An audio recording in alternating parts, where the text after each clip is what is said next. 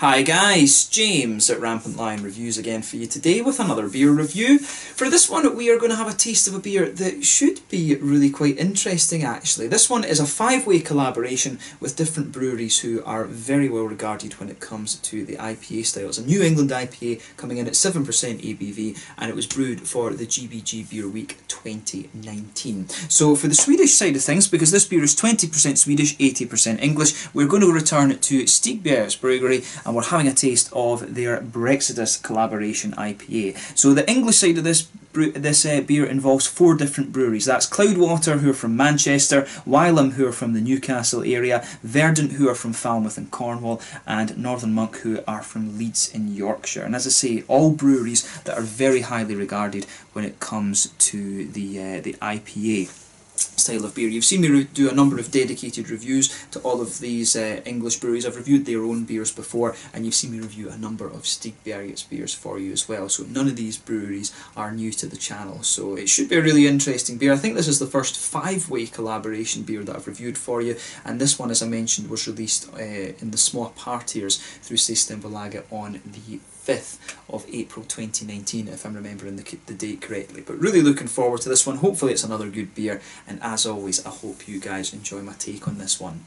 So anyway, as is usual with my reviews then, I'll tell you a little bit about the breweries involved here. If you want to get straight to the tasting, just fast forward. All the usual links are in the descriptions below. That's the brewery websites, the link to my other reviews that I've done involving all these breweries, all the brewery websites and things as well, as I mentioned. You can, if you want to see more beer reviews, do please consider subscribing to the channel. The whole channel, of course, has a geography-based tagging system, so you can go into the homepage and search for beer based on country, city, state, county, prefecture, whatever it is you're interested in. Do check out the playlists of beers from different countries. There is one there for both the Swedish beers that I've reviewed for you and the ones for the English. Both are being added to very, very regularly, of course. And as always, please do get in touch and let me know some of the other beers and breweries that you guys would like to see me review. It's always great to hear from you guys that are watching the videos, and the support that you show the channel is hugely appreciated. So anyway, to tell you a little bit about the different breweries involved here then. So we'll start off with Stigbergets, since they are the home brewery in this case. So Stigbergets Bryggeri, as I've mentioned to you before, are based in Gothenburg, and they were founded by Nils Hultkrantz and Richard Simonsson, and the pair own 2 bars that share the one kitchen, and this is Bar Kino and the Hagebjörn's Cafe, which can be found on Linnegatan in the city, and both of these places opened back in 2007.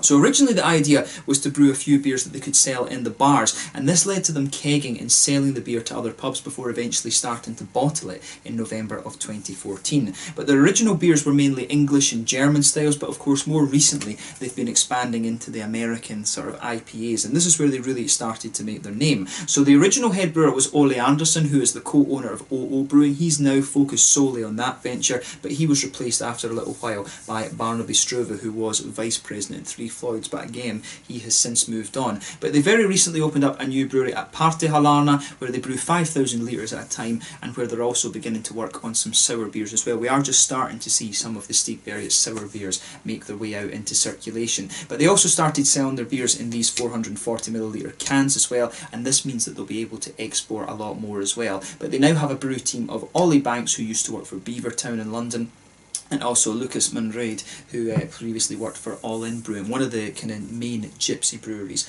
around Gothenburg. If you're watching this review from England and you're interested in Swedish beer, a lot of the very, very good breweries are based in Gothenburg. Gothenburg is the craft beer city when it comes to Sweden. It's actually catching up quite a lot to Copenhagen after quite a little while too. So if you want to come to Sweden and try some good beers, I highly recommend that you go and check out Gothenburg. It's a lovely city and a lot of good beer to be drank, so not much wrong with that. But that's all you need to know about Stigbergets. If you want to learn a little bit more, check out the brewery website, and of course you can follow them on Facebook and Instagram and all the usual things then. So on to the English side of the brewery. We'll kick off with Northern Monk then. So as I've told you before, Northern Monk are based in Leeds, and these guys were founded back in 2013 by Russell Bissett, and he started brewing in his mum's basement before he launched the company officially at the Sparrow Beer Cafe in Bradford. In August of 2014 though, they moved into the old Flax store in the city of Leeds at Marshall's Mill, and they've been working to expand their capacity gradually ever since. But they say that they like to pay homage to the old monastic brewing that used to happen in England, and this went on for centuries, but it's largely overlooked these days. When everyone thinks about monastic beer, of course you do think about the Trappist breweries, mainly in Belgium and of course in the Netherlands and elsewhere now. But at the brewery they also have the refectory, which is their bar and restaurant, and they currently brew over 20,000 pints of beer per week, which goes all over the world. Northern Monk are one of the better known English craft breweries these days. But the main interesting point about this brewery actually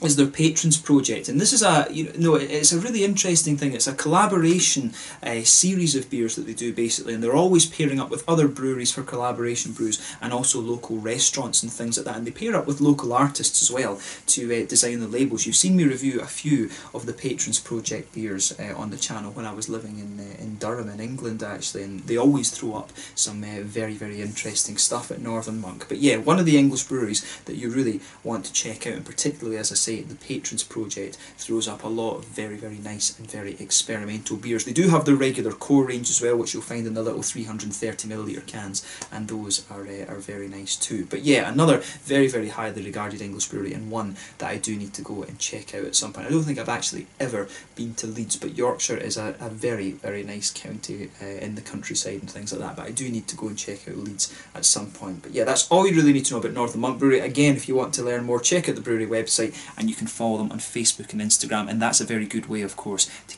keep up to date with all the latest goings on at the brewery. So on to the next one then, Wylam Brewery, which I enjoyed a hell of a lot when I was in Durham. So Wylam Brewery was founded by John Boyle and Robin Layton in the small village of Wylam to the north of Newcastle back in the year 2000. So both men had taken early retirement. John had been a computer engineer, and he met Rob, who'd been a former sea captain but was also an avid home brewer. Basically, John fixed Rob's PC, which took a long time, and apparently Robin and John agreed a payment of 5 gallons of the Weiss beer that they'd been drinking together when he was fixing this, and this was really what planted the seeds for the brewery. But Robin was really interested in barley wine stouts and sours, which weren't very popular at the time in the northeast of England, and both he and John wanted to really introduce these beers back into their local pubs. So they produced their first beer, which was the Landlord's Choice, back in August of 2000, and the beer became very, very popular through word of mouth. A lot of people just thought this was amazing that someone local was brewing these very, very small batches of beer. But they moved their premises to Headon on Wall in 2006, and in 10 years later, in 2016, they moved once again to a new site at the Palace of Arts in Exhibition Park, which is a 30-barrel brew house, and they've also got a brewery tap and a restaurant there. When I was there, though, they didn't actually have too much in the way of food on their menu. It was mainly just a big kind of craft beer bar, but it was a beautiful venue actually, and I do recommend that you go and check out the Wylam Brewery if you get the chance. They've got some great beers there, and they are widely regarded as one of the best IPA producers in England these days. I remember trying their beers, I think it must have been back in like 2015, before all this hype about their canned releases and things started to come out. So yeah, they've always been a very, very good brewery, but more recently they've become really renowned for these big kind of hazy New England IPAs and stuff like this. So yeah, another English brewery that you really want to check out. If you want to learn a little bit more about this brewery, again, check out the brewery website, and you can follow them on Facebook and Instagram. So anyway, brewery number 4 of the English ones. So Verdant Brewing are based in Falmouth in Cornwall, and they were founded back in 2014 by Adam Robertson and James Heffron, and they were later joined by Rich. So Adam was a designer by trade, James had been a home brewer for a number of years, and Rich was an electrician who actually helped them build the brewery and then joined the company as a partner. But they ordered their brewing equipment in 2014, and they started brewing their beers the following year. They're brewing, I think, every day now. And they have quite a considerable output. They've expanded quite a lot over the last couple of years actually. But initially they struggled to get their beers to take in Cornwall because of the traditional ale culture that's there. But they've really proved a big hit in other parts of the countries that were more well versed in craft beer. So Verdant are one of the really interesting ones. They've produced beer that, as I say, is very well regarded throughout the rest of England. But in Cornwall it did take quite a bit of time for them to get in. And that's one thing I've always said when I review the Verdant beers. I really need to try and review some of these traditional Cornish ales for you on the channel, but we don't get too many of them up in Scotland. But Verdant, again, are one of the very highly regarded English IPA producers, particularly the things like Pulp and Putty and things like that. I've reviewed a couple of the different Verdant beers for you on the channel before, and hopefully I can review a few more in the fairly near future. But that's, again, all you really need to know about them. You can check out the brewery website and follow them on Facebook and Instagram. They are another prolific brewery and they're always releasing new things. The final brewery then for this one, the Cloudwater Brewing Company. So Cloudwater were founded back in 2015 by Paul Jones and James Campbell after the latter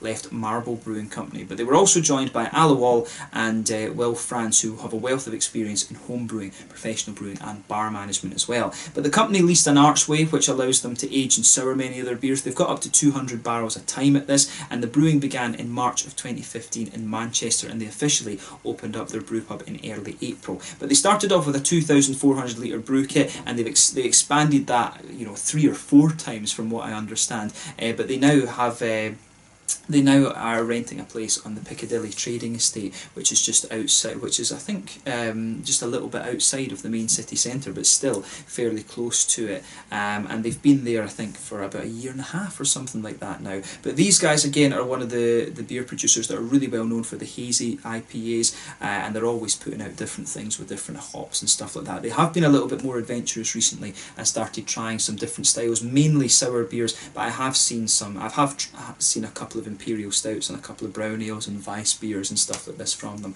over the last little while. Their main focus is the IPA, but they do release other kind of beers sporadically as well. So yeah, Cloudwater, very very highly regarded English brewery these days. At one point, I think it was 2018, they were named the second best brewery in the world, which is quite some achievement when you consider how American dominated rate beer is. But yeah, all 4 English breweries in this one, very very good at the IPA style, and Stigbergets of course have really made a name for themselves here in Sweden too. But that's all you need to know about the breweries involved in this one. As I say, check out the brewery websites in the description below, and you can follow them all on Facebook and keep up to date with all the latest goings on then. But finally, let's get on and actually have a taste of this beer then. So yeah, as you can see, pretty straightforward artwork in this one. It's actually very close to the Narangi style of artwork or something like that, but it's a typical kind of Stigbergets thing. I don't know if this is meant to be the black hole that Theresa May seems to be creating for herself at the moment. I think that's maybe a little bit of symbolism there. I was never one that was very good at poetry and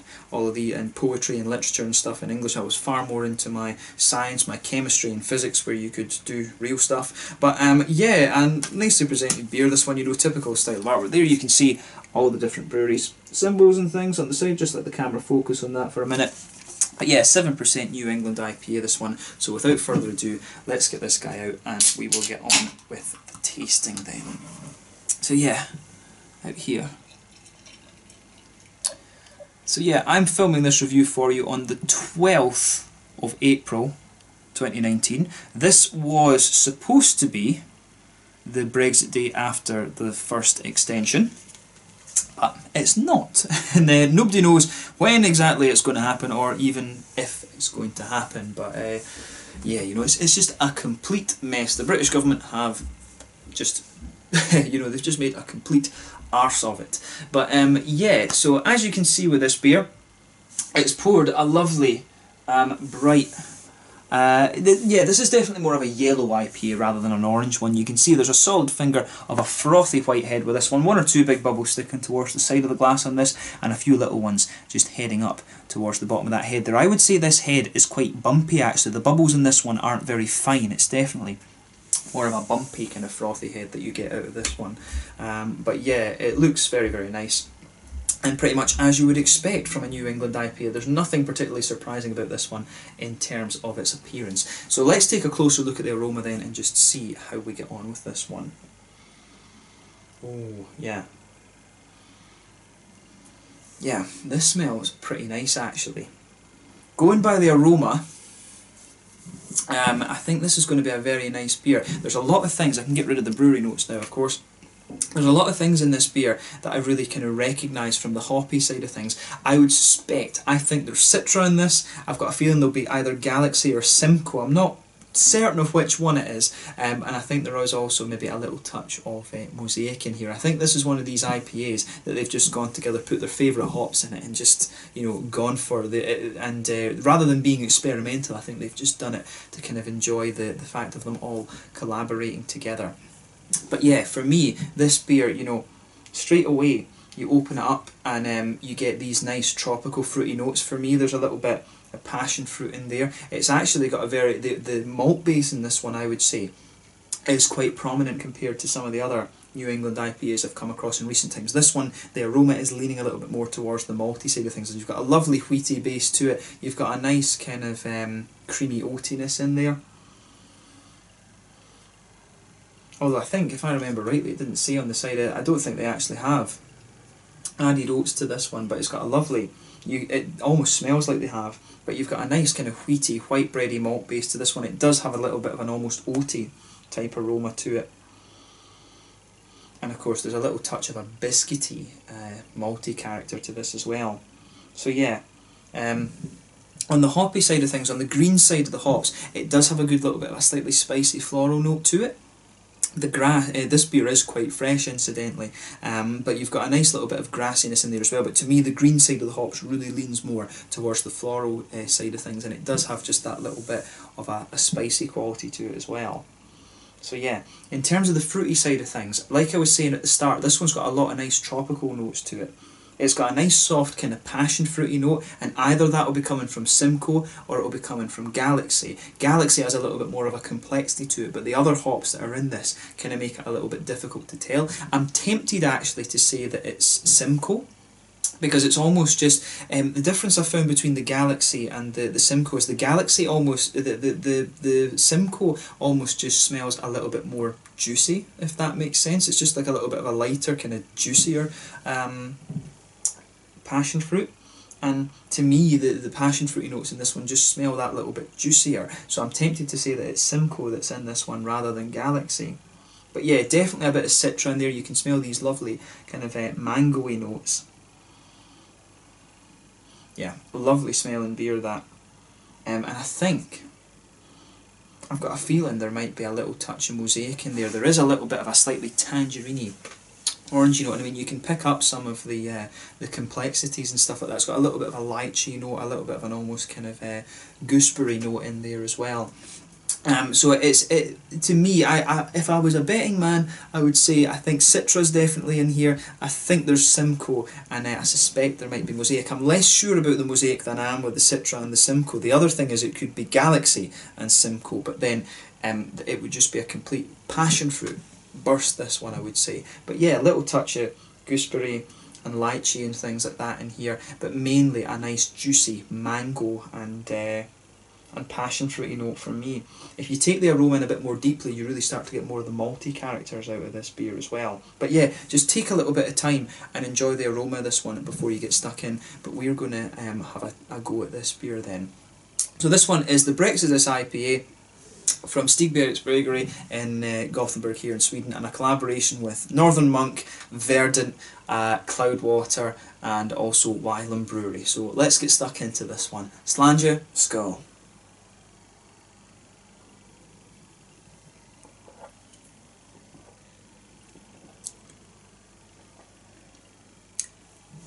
Yeah, it's a pretty nice beer. It's very kind of straight up, this one, and again, going from the aroma in this one, I think this is one of these beers where they've sort of done it as the you know, it's the novelty of all five of these brewers being together at once, which I'm sure would be absolutely hectic to try and organise if there wasn't the GBG Beer Week. So I think it's one of these beers, they've just brewed it kind of they've brewed it basically to be kind of straight up and to do a collaboration together because they want to. It's not one of these beers that comes across as being overly experimental. I think this is a very kind of straightforward IPA, this one, but it is nice, and you wouldn't expect anything less when you've got breweries like this involved.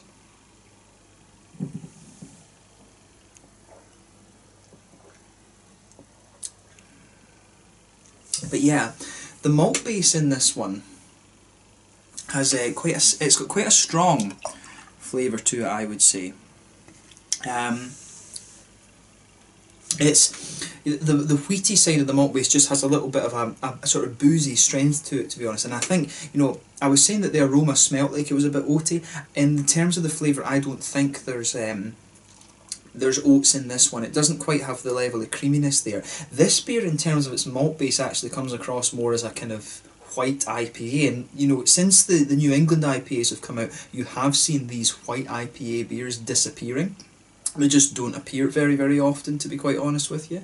But yeah, we'll focus on the malt base first then with this one. You can feel that wheaty, white bready quality there. That just blankets the middle of your tongue. The further you go into the aftertaste of the beer, it does kind of, it does just sort of smooth out a little bit, and the wheatiness almost just sweetens up. In the very centre of your palate, you have a little bit of biscuity sweetness in there. But the thing with this one is, and it's interesting, I think the oaty note, the oats that they add to a lot of these New England IPAs, they must be the things that are covering the booze. Because one thing I'd always felt about New England IPAs was that once you started to get up towards the 8% mark, that was when you started to find problems with covering the level of booziness. There were a few New England IPAs that disproved that theory that I had.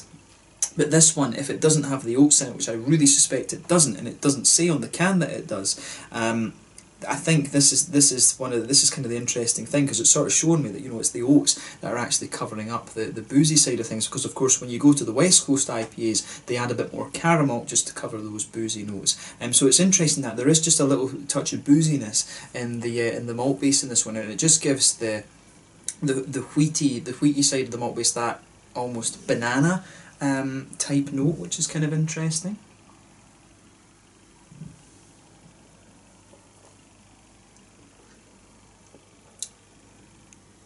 Yeah, I do like how the flavour of this beer goes together. That's just a very minor thing with the malt base, like I was saying, but it's a very straight up beer, this one. In some ways it really does remind me of the old white IPAs or wheat IPAs that you don't see too often anymore. So, in terms of the hoppy side of things then, because as I say, the malt base is very straightforward. I'm finding the malt base is a little bit sweeter towards the front of the tongue too. On the hoppy side of things, back corners of the palate, there's a teeny little bit of earthiness there, which maybe that's a sign that there's mosaic in there, because mosaic does give you a little touch of earthiness. But as you come further forward along the sides of the tongue, you've got a nice floral aromaticity to this beer, and it's not quite as spicy as I thought it might have been when I think back to what the aroma was like. It is a little bit smoother than I thought it was going to be. Nice little bit of grassiness around the front curve of the tongue, and then behind the front curve of the palate, of course, that's where you get that nice oily bubble where those juicy fruity esters start to come out of the beer.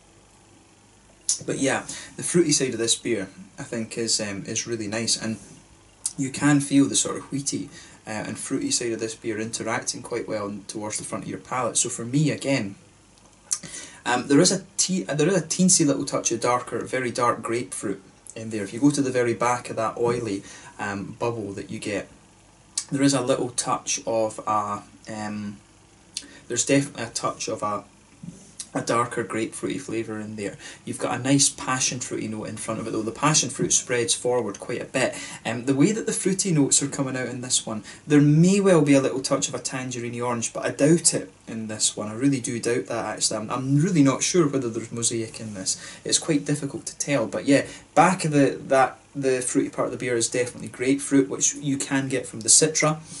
In front of that, you get the passion fruity notes, which will be either the Simcoe or the Galaxy that I heavily suspect is in here. And in front of that, you get a little bit of the juicier mango notes too.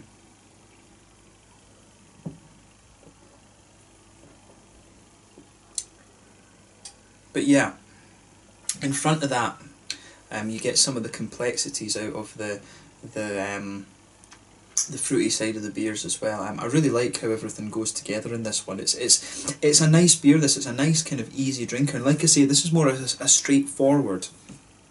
It's definitely more of a kind of straightforward New England IPA, this one, rather than trying to be overly experimental. And like I say, I suspect that's because they just really wanted to do a kind of collaboration brew together, but they've pulled off a New England IPA that I think is pretty damn nice. On the front part of the palate though, I think you're getting some of the Citra complexities. I think there's a little touch of a sort of lychee note to this one. So I'm thinking it's maybe a straight Citra and Simcoe IPA. There could be a little touch of there could be a little touch of a sort of a little bit of mosaic in there, but I don't get so much in the way of a tangerine orange flavour out of this one. I would be quite, I could be wrong, but I think there's a little something of it there that might be there, and you've also got the little touch of earthiness, but I'm not overly certain that mosaic is in here. But if I was betting, I would say Citra, Simcoe, mosaic in this one. I think those perhaps your 3 hops. It's always fun to play guess the hops with these IPAs when you don't know exactly what they've used. But as I say,